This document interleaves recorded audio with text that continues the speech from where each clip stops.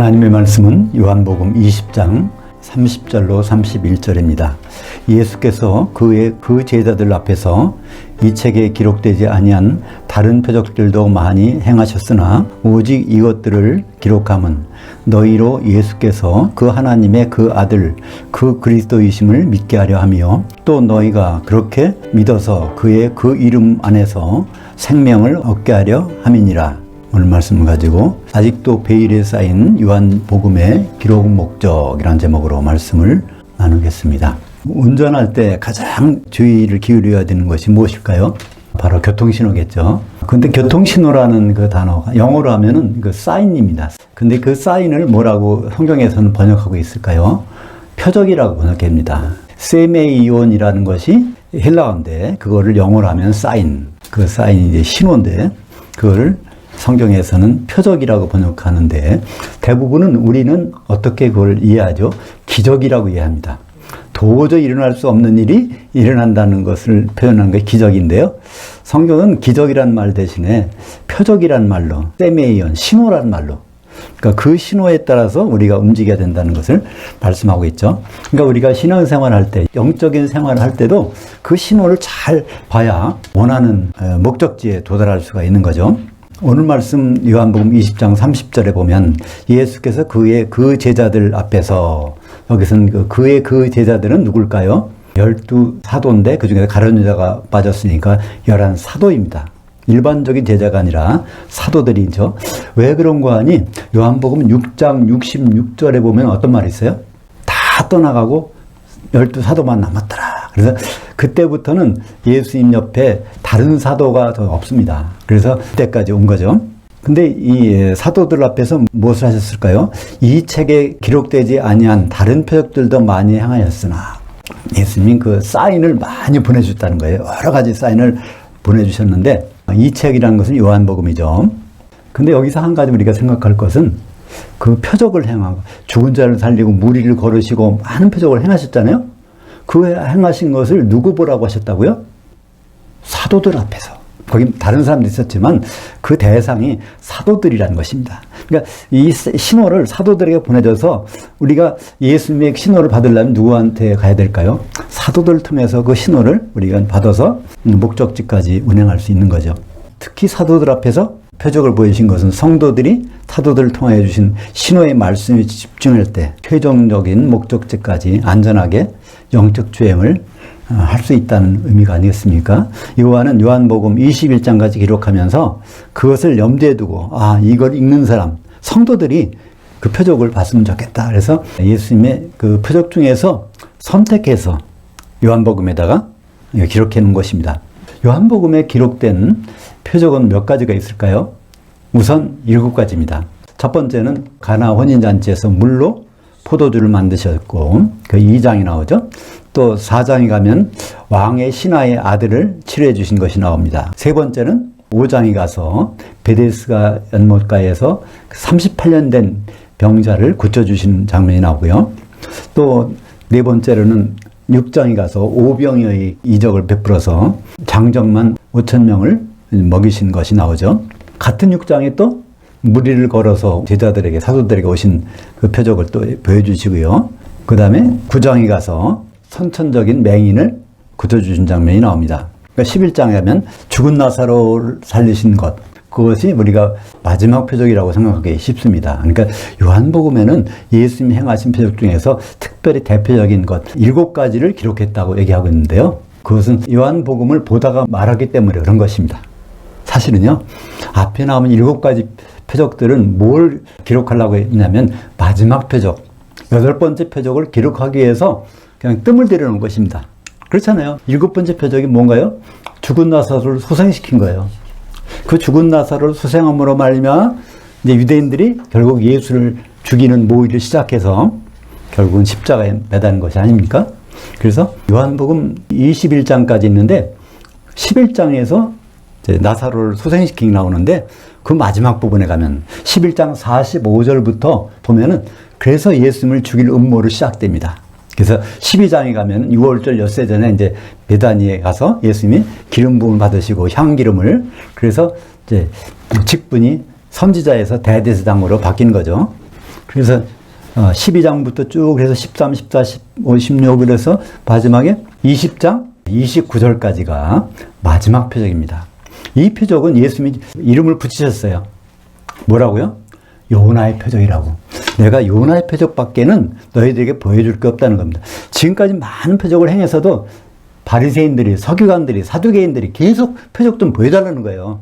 그러니까 그때마다 예수님은 마태복음 12장에서 내가 요나의 표적밖에 너에게 보여줄 거 없다. 또 마태복음 16장에 가서도 내가 요나의 표적밖에 너에게 보내줄 거 없다. 그러니까 표적 중에 아주 최종적인 표적은 요나의 표적. 땅속에 들어가서 3일 있다가 영의 몸으로 나오시는 그 표적이 대표적인 표적이고, 요한은 그것을 기록하기 위해서 앞에 7가지 표적을 배치하고 그 다음에 11장부터 20장에 거쳐서 10개 장에서 마지막 표적에 대해서 집중적으로 기록해서 바로 이것이 예수님께서 사도들에게 보여주시고 너희가 성도들이 그것을 봐야 되는 영적인 신호등이라고 말씀해 주신 것입니다.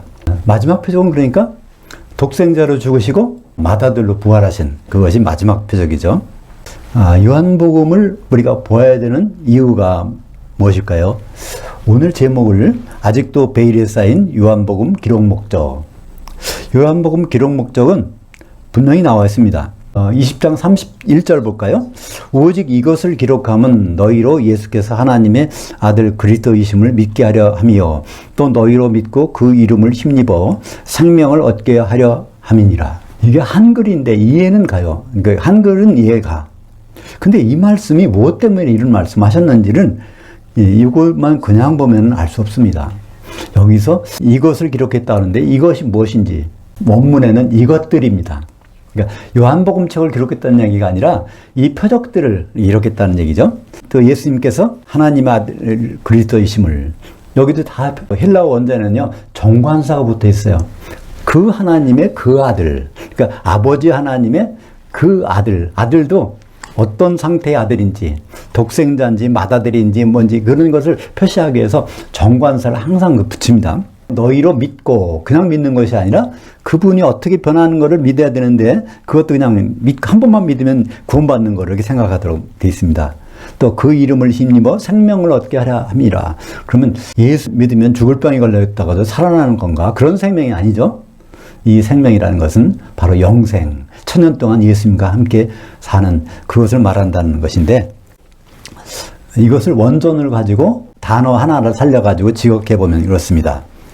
요한복음 20장 31절을 완전 그대로 번역해보면 오직 이것들을 기록함은, 오직 이 표적들, 여기에 나오는 이제 7가지 플러스 마지막 요나의 표적까지를 기록한 것은 너희로, 이 요한복음 읽는 성도들로 하여금, 성도들로 예수께서 그 하나님의 그 아들, 그러니까 그 하나님의 그 아들, 성부의 첫 번째는 독생자로 주셨는데 그 아들이 어떻게 될지를, 맏아들로 되는 것, 그분의 아들이니까 아들이고, 또 그 그리스도이심을 믿게 하려 하며, 그리스도가 기름 부음 받은 자인데 히브리 말로는 뭐라고 말하죠? 메시아, 정확히 말하면 마시아흐가 이제 메시아의 히브리어입니다. 그 메시아로, 그리스도로 오시는데 그 그리스도가 보통 그리스도가 아니에요. 그래서 그때마다 그 그리스도, 이런 그리스도, 저런 그리스도 이렇게 구별된다는 말입니다. 그러니까 선지자 그리스도인지 대제사장 그리스도인지 왕이신 그리스도인지를 그걸 그때마다 구분할 수 있도록 거기다 정관사를 딱딱 붙여가지고 이제 우리에게 기록해서 보여주고 있는 것이죠. 또 너희가 그렇게 믿어서 예수 그리스도께서 어떤 아들로서 어떤 변해가면서 어떤 그리스도이신지를 그를 따라가며 믿어서 그의 변화하는 그 이름 안에서, 이름이 변한다는 거예요. 같은 예수이지만 독생자인데 나중에 맏아들 되고 이렇게 변한다는 거죠. 그 이름 안에서 생명, 영생을 얻게 하려 하심이라. 천년 동안 예수님과 같이 지내게 하는 것이 사도 요한이 이 표적, 대표적인 표적, 그걸 보여줘서 우리에게 신호로 알려주고 있다는 것입니다. 우리는 예수 그리스도 하면 굉장히 익숙합니다. 근데 막상 예수 그리스도, 예수는 뭐고 그리스도는 뭘까? 예수는 성이고 그리스도는 이름인가? 또는 그 거꾸로인가? 이런 생각을 해봅니다. 그죠? 근데 예수는 이름이에요. 그리스도는 직책입니다. 예를 들어서 우리가 어떤 그 직장에 홍길동 과장이 있다고 생각해 보시죠. 근데 홍길동을 우리가 바꿔 부를 수도 있습니다. 그래서 저 사람 미혼남이야. 그다음에 결혼했대. 누구 남편이래? 좀 시간이 지나 보면 뭐 쌍둥이 아빠래. 그러니까 그 사람을 호칭할 때는 이렇게 달라질 수 있어요. 홍길동은 그렇게 여러 가지 이름으로 다르게 부를 수 있습니다. 그래도 그 사람이 지금 과장이지만 처음부터 과장 아니잖아요. 그럼 대리일 수 있고, 또 시간이 지나서 업무가 바뀌면 과장의 일을 맡을 수 있고, 또 시간이 지나서 기획실장이나 그 팀장이나 그거 맡을 수 있지 않겠습니까? 그래서 그 이름의 변화처럼 예수 그리스도도 어떤 모습으로 쭉 변화가는지를 그걸 따라가지고 신호를 따라서 믿어야 최후의 영생까지 얻게 된다는 말입니다. 요한이 이러한 표적들을 기록한 첫째 목적은 무엇일까요? 예수께서 그 하나님의 그 아들, 곧 그 그리스도이심을 믿게 하려 한다는 것입니다. 그러니까 처음에 그 하나님의 그 아들은 어떤 분으로 우리에게 오셨을까요? 요한복음 1장 14절에 보면 말씀이 육신이 돼서 우리 가운데 장막을 치셨음에, 그때 우리는 사도들입니다. 그분이 말씀이 육신이 돼서 우리 사도들 가운데 장막 치고 계셨었어. 근데 우리가 보니까 하나님의 독생자, 그 외아들의 영광이요 은혜와 진리가 충만하더라. 근데 그냥 그분이 외아들로 그냥 남아있다면 우리는 저주입니다. 하나님의 집안의 자녀로 될 수가 없잖아요. 그냥 종으로만 사는 거지. 그 신분이 결국 바뀌게 되죠. 예수님은 독생자로 끝나지 않습니다. 6월절에 죽임을 당하시고 초국절에 맏아들로 부활하셔. 그러니까 초국절에 부활하셨는데 그게 맏아들이라는 것을 우리는 어떻게 할 수 있을까요? 성경에 여러 군데 나와 있어요. 사도행전 13장 33절에 보면 그분이 죽으셨다가 그때 하나님 뭐라고 했다고요? 내가 오늘 너를 낳았다. 너는 내 아들이다. 그때. 그러니까 맏아들로 생긴 것이 이제 초국절 때, 부활절 때 생겼다고 되어 있습니다. 그것을 미리 어디서 기록했다고요? 시편 2편 7절에 보면 다윗이 그것을 미리 말했다는 것입니다. 오늘 너는 내 아들이다. 그래서 독생자로 머물러 계신 분이 아니라 맏아들로 이제 탄생하셨기 때문에 합법적으로 우리들이 하나님의 자녀가 될 수 있는 근거를 마련해 놓으신 것입니다. 그래서 이제 앞으로 오실 때는 또 인자로 오세요. 인자는 사람의 아들이라는 뜻인데 하나님이 사람의 아들로 오셔서 피를 흘리신 분으로서 우리를 심판하십니다. 그리고 최종적으로는 신랑이 되시는데 그 신랑이 어떤 신랑일까요? 요한계시 19장 7절에 보면 어린 양의 혼인이 이르렀고 그 아내가 준비되었으니, 그래서 바로 그분의 최종적인 이름은 성경에서 그 어린 양, 그분의 새 이름인 것입니다. 십자가에 죽으실 때는 어떤 어린 양이 있었을까요? 헬라어로는 암노스, 남성을 쓰는데요. 요한계시록에 나오는 그 어린 양은요, 중성입니다. 남성과 중성의 차이는 어디 있을까요? 수컷과 암컷은 제물로 드리는데 중성은 제물로 드릴 수가 없어요. 드리는 법이 없어요. 그분은 더 이상 제사 드릴 뿐이 아니라 우리를 왕으로 통치하실 분이라는 의미에서 그것을 중성 명사로 아르니온으로 성경에서는 기록하고 있는 것입니다. 또 그냥 그리스도라고 하지 않고 그 그리스도라고 말하는 것을 볼 수 있습니다. 그 그리스도, 그때 그라는 건 정관사죠. 정관사는 건 한정한다는 뜻입니다. 뭐로 한정한? 이분이 어떤 직책을 지금 행하시는지, 선지자인지 대제사장인지 왕이신지, 그것을 항상 그 그리스도라는 명칭으로 불러가지고 이렇게 바꾸고 있는 것이죠. 예수님은 첫 번째 사역이 무엇일까요? 선지자 사역입니다. 신명기 18장 15절과 18절에 보면 모세가 뭐라고 합니까? 먼저 하나님이 모세한테 뭐라고 합니까? 네, 내가 너와 같은 선지자를 보낼 텐데 너희 백성들은 그의 말을 들을지니라. 또 신명기 18장 18절에 나와 같은 선지자를 보내신다고 그랬어. 그러니까 그 말을 들어야 돼. 그러니까 예수님은 바로 선지자로서 3년 반 동안은 선지자 사역을 하셨어요. 그 사역을 마친 다음에 그 다음 사역으로 넘어갈 때 사도들에게 물어보잖아요. 마태복음 16장에 보면 사람들이 나를 누구라고 하느냐. 세례요한이 죽었다가 살아났다고 합니다. 더러는 엘리야나 에레미야라고 합니다. 다 엘리야, 에레미야, 세례요한은 선지자잖아요. 근데 너희는 나를 누구라고 하느냐. 그때 베드로가 대답합니다. 베드로의 실력일까요? 맨정신일까요? 아닙니다. 거기 보면 이를 내게 알게 하니는 내게 알게 한다는 것이 번역인데 정확한 번역은요. 이를 내게 계시해 주신 분은 아버지시니라. 그때 뭐라고 대답하죠? 주는 그 그리스도시오. 세상 사람들이 말하는 선지자 그리스도가 아니라 주님은 자기 몸을 제물로 드릴 그 그리스도이십니다. 대제사장이십니다. 이렇게 고백하는 거예요. 자기도 모르게 그냥 이 혀에서 그런 소리가 나오는 거예요. 그리고 하나님의 그 아들이십니다. 이때 그 아들도 결국은 독생자로 말하는 것이 아니라 죽으셨다고 부활하실 때 맏아들 되실 분입니다. 라고 자기도 모르게 고백을 한 것입니다. 마태복음 16장 16절에 보면 당신은 그 그리스도이시오. 대제사장이신 그리스도시요 살아계신 그 하나님의 그 아들이십니다. 독생자로 머물러 계실 뿐이 아니라 죽으셨다 부활할 때는 바로 맏아들이 되실 분입니다. 라고 자기도 모르게 고백을 해버린 것입니다. 그 고백이 그 아들이 맏아들인지 독생자인지는 어떻게 구분할 수 있을까요? 그것은 성경에서 근거를 찾아볼 수 있습니다. 시편 2편 7절에 바로 너는 내 아들이다. 오늘 내가 너를 낳았다. 사도행전 13장 33절에도 똑같은 말씀이 있고요. 더욱이 히브리서 1장 6절에 보면 예수님이 앞으로 오시는데 뭘 오십니까? 맏아들을 이끌어 그 거주지에 다시 오게 하실 때, 그러니까 예수님은 더 이상 독생자가 아니라는 것을 알 수 있죠. 언제부터 독생자가 아닐까요? 히브리서 5장 5절에 보면 또한 이처럼 그 그리스도께서 대제사장이 되심도 스스로 영광을 취하심이 아니요 오직 말씀하시니가 그에게 이르시되 너는 내 아들이니 내가 오늘 너를 낳았다 하셨고. 히브리서 5장 5절에 보면 예수님을 대제사장으로 칭하는 거예요.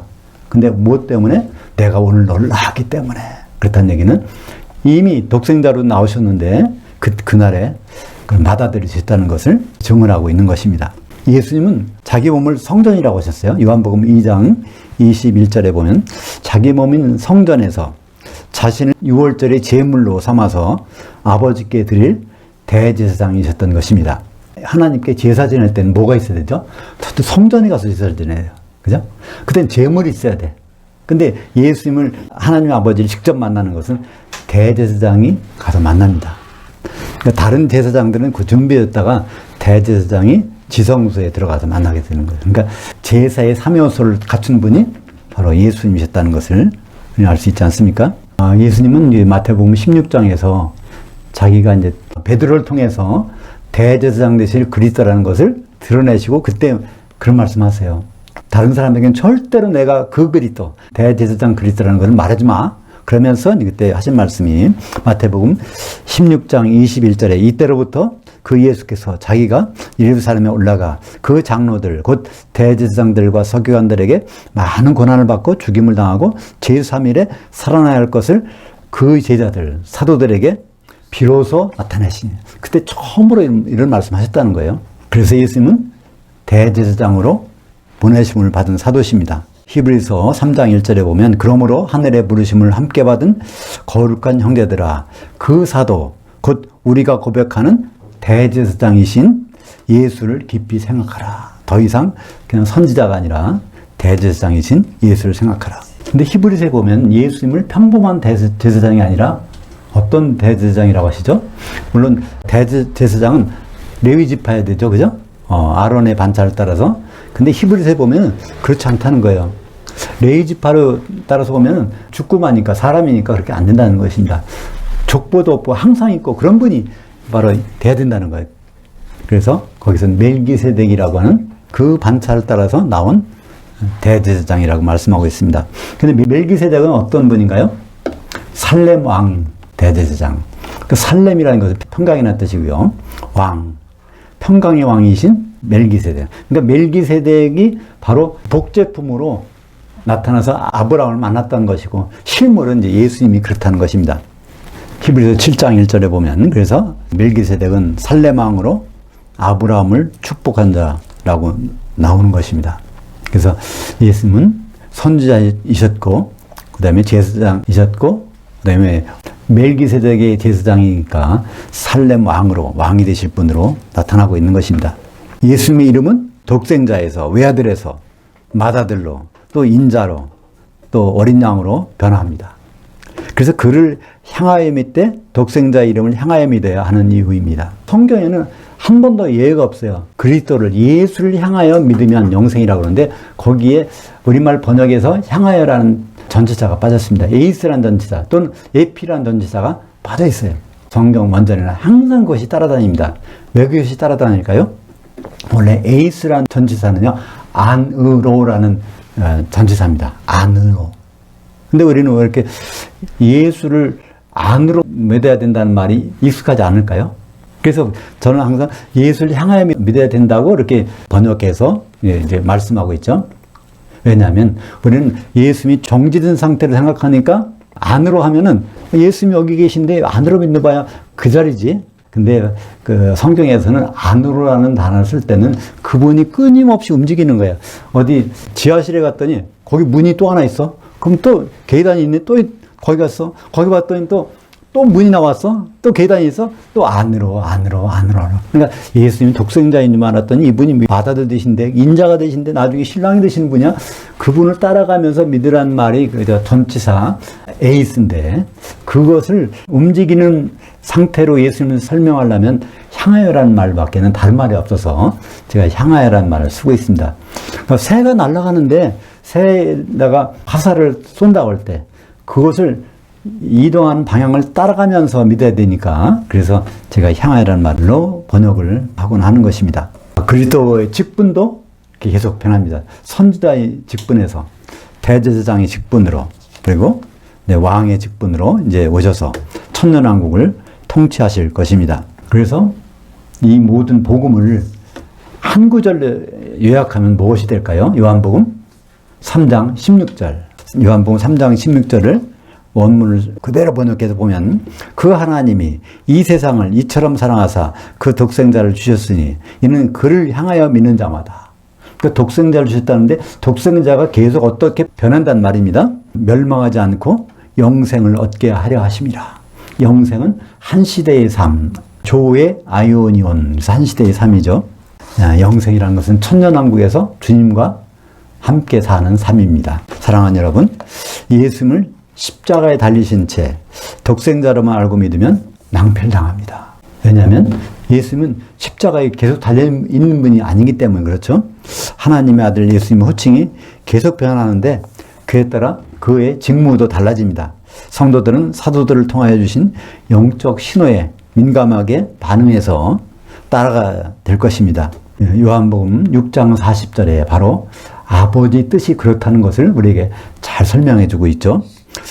그 아버지의 뜻은 그 아들을 식별하면서 또 그를 향하여 믿는 자마다 영생을 얻는 이것이니라. 우리말 번역에는 그 아들을 보고 믿는 자라고 번역되는데, 보고 믿는 게 아니라 단어 떼오레오, 계속 식별해 간다는 것. 이분이 외아들인데 이분이 맏아들이 되셨네. 그분이 심판한 인자가 되셨네. 이분은 정말 이제 어린 양이 신랑이 오신다네. 그럼 거기에 맞춰서 그분을 따라가면서 믿는 자, 그에게 뭘 주신다고요? 영생. 1000년 동안 그분과 같이 있는 것을 허락하신다는 것입니다. 우리가 교통신호도 깜빡했다가는 큰 사고로 이어지지 않습니까? 근데 영적인 신앙생활 하는데 그 신호를 무시하고 가다가는 어디에서 어떤 봉변을 당할지 모르지 않겠습니까? 그날 영적인 신호를 무시하다가 예수님이 사도들에게 보여주셔서 사도들이 우리에게 보여주고 있는 그 신호들을 무시한다면 우리가 예수님 앞에 섰을 때 영벌 받아서 지옥에서 천년 지내는 그런 경우가 있다는 것입니다. 성경은 지금 그걸 말하고 있는 거예요. 우리가 영생만 있는 것이 아니라 반대다는 단어 영벌도 있습니다. 우리가 주님 앞에 설 때는 두 가지로 나눠집니다. 영생이냐 영벌이냐. 마태복음 25장 46절에. 그러니까 장사한 양, 사도들의 꼴을 잘 먹으면 장사한 양이 돼서 영생으로 가지만 사도들의 꼴을 무시하면 영벌, 천년 동안 지옥에서 고통당하는 그런 일이 있을 것입니다. 기도하겠습니다. 하나님 아버지, 사도 요한을 통해서 표적들로 영적인 신호등을 우리에게 보여주심을 감사합니다. 그러니까 예수님은 십자가에 머물러 계신 분만 아니라 십자가에서 내려오셔서 어떤 과정을 거쳐서 우리가 어떤 모습으로 예수님 만날지를 생각하면서 영적 주행을 할 수 있도록 인도하여 주시옵소서. 예수님 이름으로 기도합니다. 아멘.